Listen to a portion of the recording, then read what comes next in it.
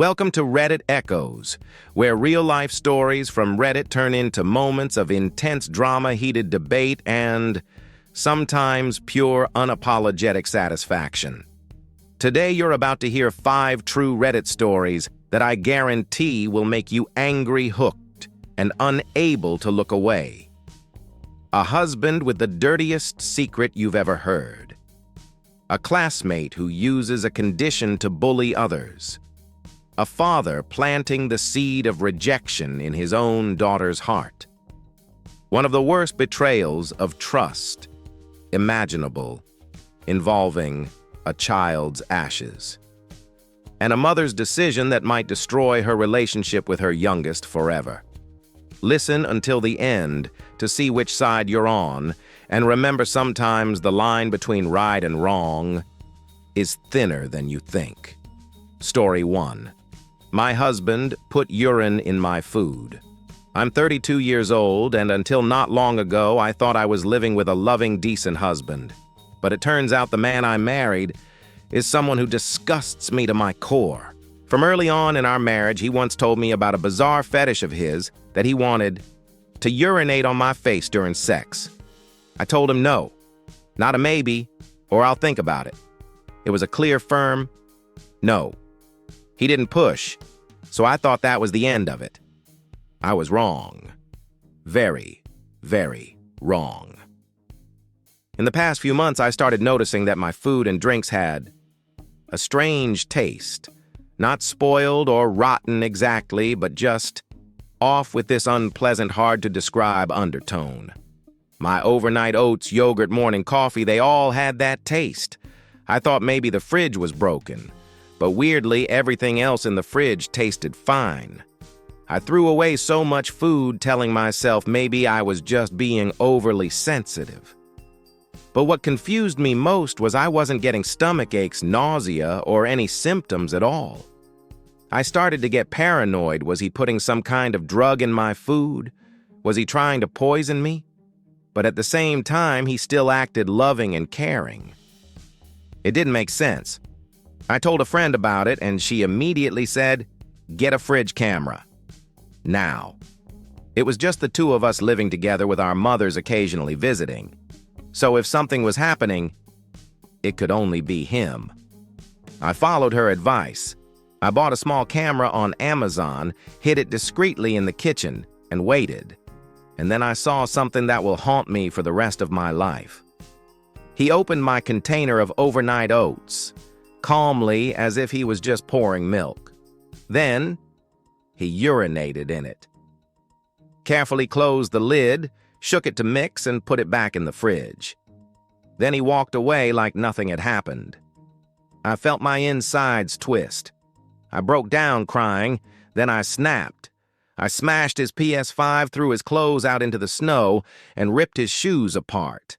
When he came home, I pointed at the camera footage and screamed at him. He cried, begged, saying it was his way of satisfying a fetish I would never know about.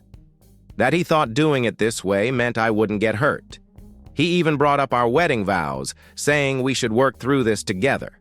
I looked him straight in the eyes and thought this man secretly put his bodily waste into the food I eat every day, without my consent, without warning, without caring about the disgust and betrayal I feel. Right now, I'm staying at a friend's place. He's calling and texting non-stop saying I'm destroying our marriage over one mistake. One mistake. No. This is perverted violating and could very well be criminal. I don't know yet if I'll file for divorce immediately or if there's more to discuss. But I know one thing for sure, I will never see him the same way again. Story 2. Classmate with trypophobia. I'm 19 and I've lived with acne for pretty much my whole life. I honestly can't remember what my face looks like without it.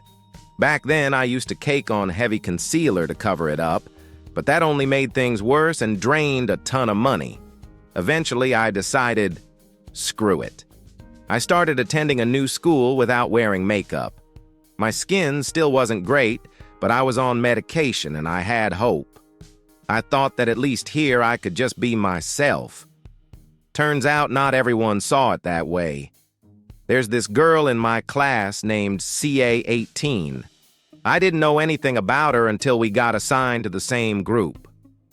The moment I turned to her and said hi, she burst into tears.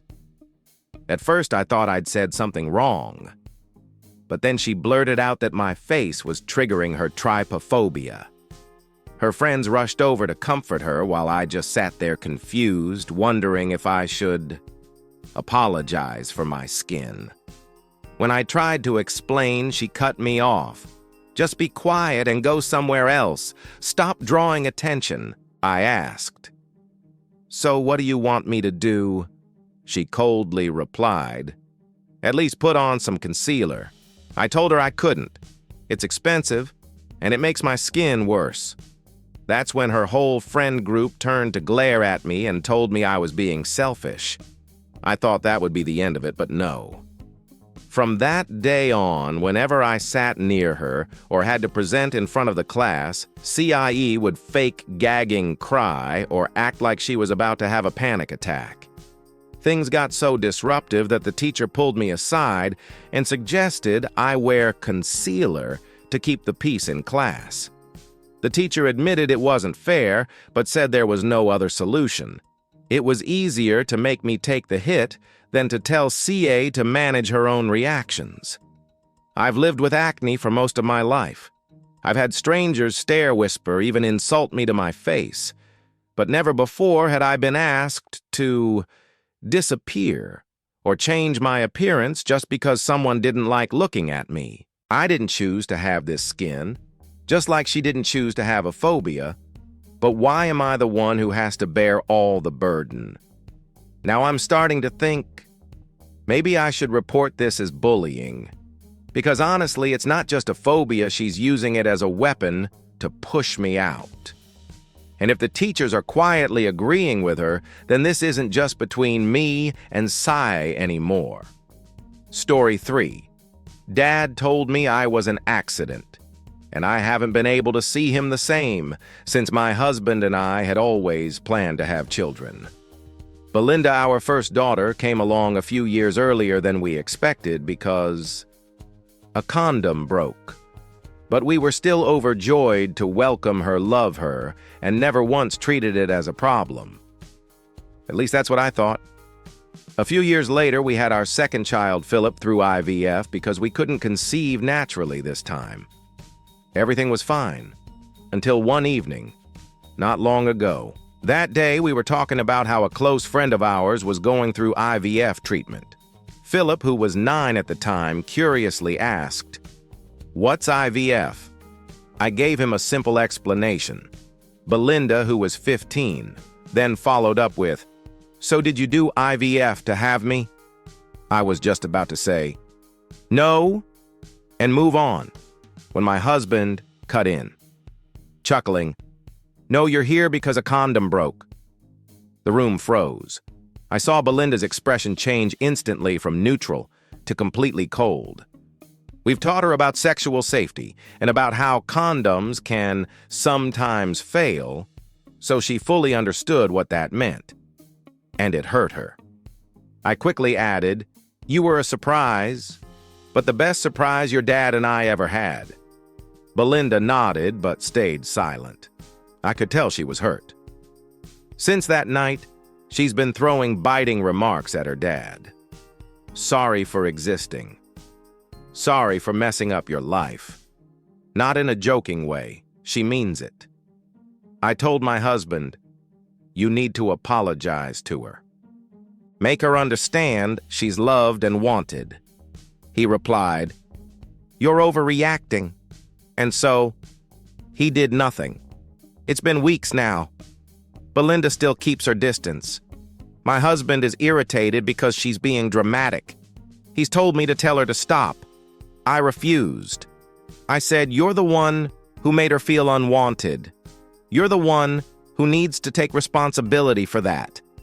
What he doesn't understand is that for a teenage girl, feeling rejected by her own father can leave a scar for life. And this scar, I'm afraid, he's just carved very, very deep. Story 4. My husband secretly gave away my late daughter's ashes, and the moment I found out, I lost both my trust and my marriage. 3 years ago, I lost my daughter in an accident. She was only 2 years old. Saying I was heartbroken doesn't even come close. I lost a piece of my soul. Her ashes were kept in an urn engraved with her name, placed in the most honored spot in our home. I cleaned it every day. It was the only physical piece of her I had left. My husband had a daughter from a previous marriage. She was 13 at the time, and while we weren't particularly close, I always tried to keep things civil.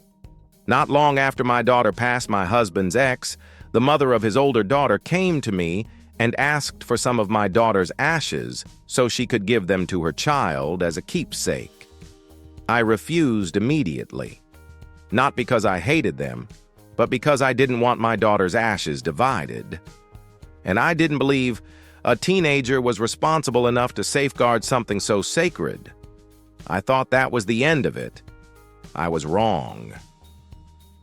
3 years later, the ex came back again, this time saying her daughter had lost the keepsake and was very upset, so she wanted to ask for more ashes. I was stunned. How could she lose something I had never agreed to give in the first place? That's when she looked at me like she had just dropped a bombshell. He already gave them to me. Back then. He, my husband. I felt my blood boil. That same night I confronted him. He shrugged, said it was just a nice gesture, not a big deal. To him, betraying his wife's trust and violating the most sacred thing a mother can hold was not a big deal. I didn't say another word. I packed my things, took my daughter's urn, and left. Since then, he's been calling and texting nonstop, sometimes crying and begging, sometimes yelling that I'm overreacting. Then his ex went on Facebook posting about how I was punishing my husband for only doing something good for his only living child and calling me spiteful. Spiteful. If protecting my daughter's ashes, the only thing I have left of her, makes me spiteful, then I'll gladly be spiteful for the rest of my life. Because to me, the moment he gave away my child's ashes without my permission, this marriage died on the spot. Story 5. I emptied my youngest daughter's college fund to save her sister and 4 nieces and nephews. I'm 48, a single mother of 2 daughters. My oldest, 24, had her 4th child 6 months ago. She used to work as a dishwasher, but after her 2nd child, her health started going downhill, constant back pain, and by the time she had her 3rd, she could hardly do any physically demanding work.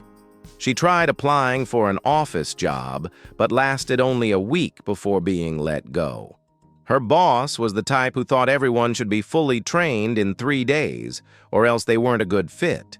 After that, no company would hire her.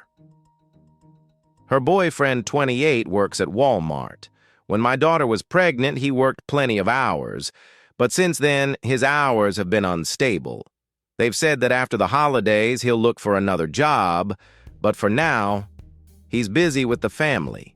As for me, I work in a nursing home, scraping by with just enough hours to make it through each month. My ex-husband left me with a pile of debt before disappearing overseas. My youngest, 17, had a college fund. The amount was enough to cover most of the tuition for a 2-year community college, plus scholarships and grants. She'd also applied to several 4-year universities, ready to take out loans and work part-time to get through school. Then came the final blow. My oldest daughter and her boyfriend were evicted from their apartment for letting his younger brother and the brother's girlfriend move in without telling the landlord. They admitted it was their fault, but now they had nowhere to live. They came to me begging for help, saying that if they had to move far away, they'd lose all their support network. I looked at my 4 grandkids, and all I could think was, I have to protect the most vulnerable ones. So, I called and requested to liquidate my youngest daughter's college fund. I accepted the penalty fees. I told her straight to her face. She was silent for a few seconds, then coldly said, "You've always been so proud of your good memory. So make sure you remember today." Since then, she's barely spoken to me. On Thanksgiving, she didn't sit at the table with us. She was busy asking around to see if any hospitals were hiring students part-time. Online, she posted a status. "Hopefully one day I'll be grateful that I didn't have the privilege to study anything beyond a trade, because I needed a job I could always find." I know she's angry, and I know I just broke her trust. But I made my choice, and I believe I was right to choose my grandchildren. Still, I can't help but wonder when she turns 18 and cuts me off, will I still believe I was right? And that wraps up today's 5 stories. Personally, there were moments that made me want to stand up and applaud the way the main character handled things. And there were also situations where, honestly, I'm not sure I would have done any better if I were in their shoes. Now it's your turn. If you discovered a family member doing something vile behind your back, would you forgive them or cut ties immediately? If you had to choose between helping one child in crisis and protecting the future of the other, who would you choose? Drop your thoughts in the comments. I want to see which side you're on. If you enjoyed true Reddit stories like these, make sure to hit like, subscribe, and ring that notification bell so you don't miss the next episode. I'm your name, and I'll see you in the next video.